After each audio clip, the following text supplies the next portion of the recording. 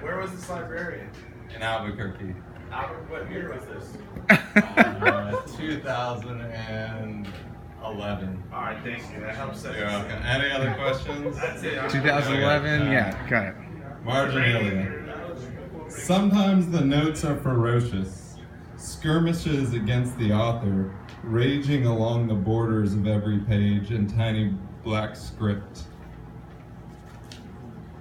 If I could just get my hands on you, Kierkegaard, or Connor Cruise O'Brien, they seem to say, I would bolt the door and beat some logic into your head.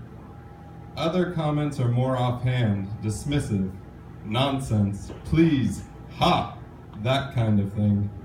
I remember once looking up from my reading, my thumb as a bookmark, trying to imagine what the person must look like who wrote "Don't be a ninny" alongside a paragraph in the life of Emily Dickinson. Students are more modest, needing to leave only their splayed footprints along the shore of the page. One scrawls "metaphor" next to a stanza of Eliot's. Another notes the presence of irony 50 times outside the paragraphs of a modest proposal. Or they are fans who cheer from the empty bleachers, hands cupped around their mouths. Absolutely, they shout to Duns Scotus and James Baldwin. Yes, bullseye, my man. Check marks, asterisks, and exclamation points rain down along the sidelines.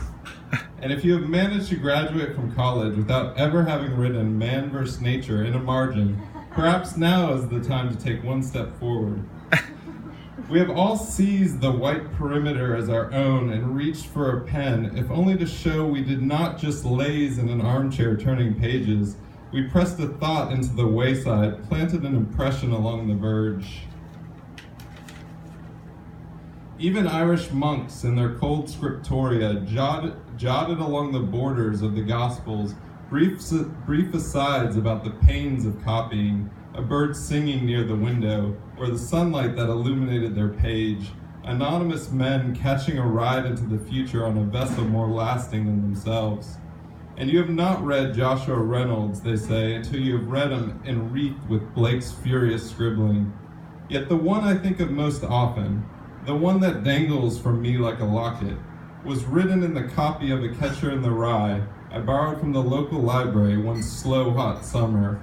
I was just beginning high school then, reading books on a Davenport in my parents' living room, and I cannot tell you how vastly my loneliness was deepened, how poignant and amplified the world before me seemed when I found on a page a few greasy-looking smears, and next to them, written in soft pencil, by a beautiful girl, I could tell, whom I would never meet.